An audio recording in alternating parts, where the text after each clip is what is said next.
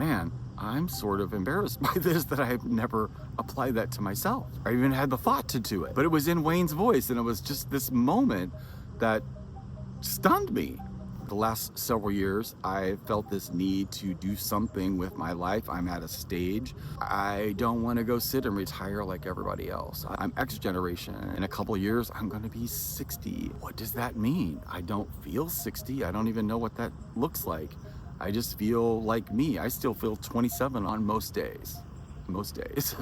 Some days I feel like 80. Every day that I do wake up, there is something there that I have noticed over the past year in particular that's annoying. And it's this, I could never put my finger on it, nagging feeling underneath that I really wasn't talking about or even became aware of till I had this aha moment.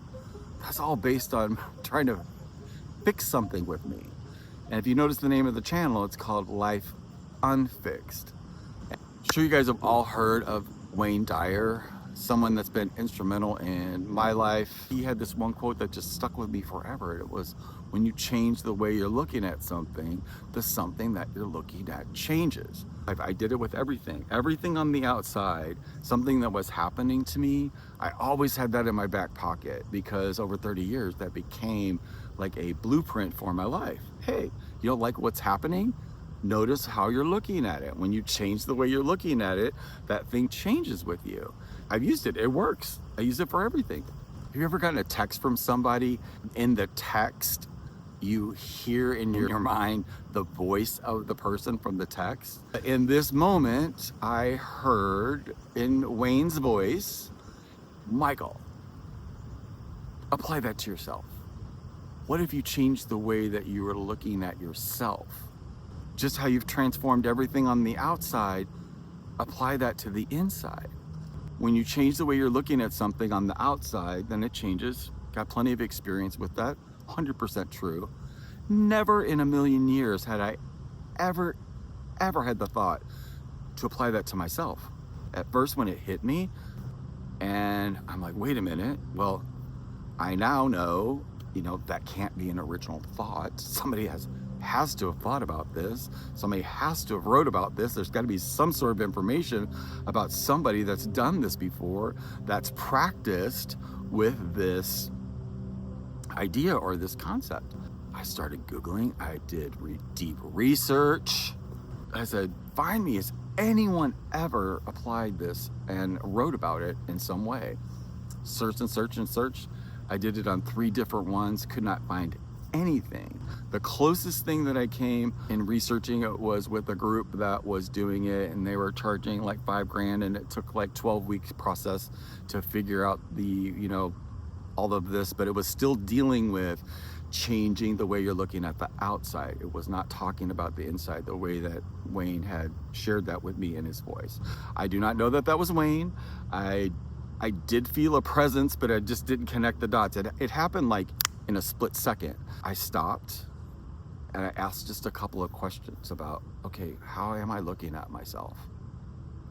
And I let it, then it started to occur, like that feeling in the morning that I had that came to mind. Oh my God, everything that I've been doing is inside of that trapped bubble that I've not gotten out of. What if this was the key to getting out of that, to see what would happen when I changed the way I looked at myself? I look at myself like I can't talk on camera. Hopefully this video is starting the process of being more real or authentic. Maybe that was the inauthenticity in itself. I don't know. I'm continuing to figure it out. Remember, I do not have this figured out, because I've always loved empowering other people that I felt was stuck. See, it was on the outside. I was the guy that was stuck.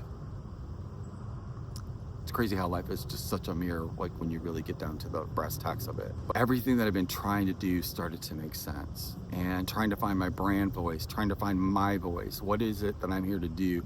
What's authentic for me? What is it that I don't feel like I have to put on a show for? This idea about identity started to emerge in me, and I'm like, I've never used that word. I've never studied anything about identity. What is that?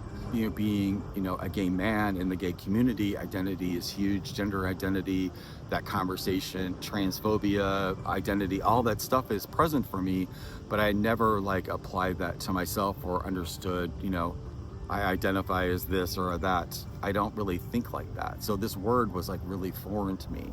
It just became apparent to me that I'd been identifying as somebody that was broken, somebody that needed to be fixed. Like for me, surface stuff just doesn't cut it for me anymore because I'm too engrossed in this other conversation about life that I find exciting for myself, and I can't stop it. I won't stop it. This leads me to really great places. I don't have this channel figured out. I do not.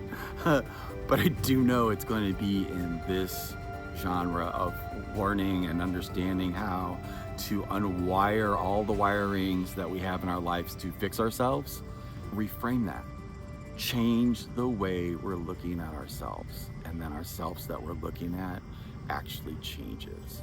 Whoever you are out there, say hello. Let me know who you are. I want to know. Let's talk. Let's communicate. Start something new.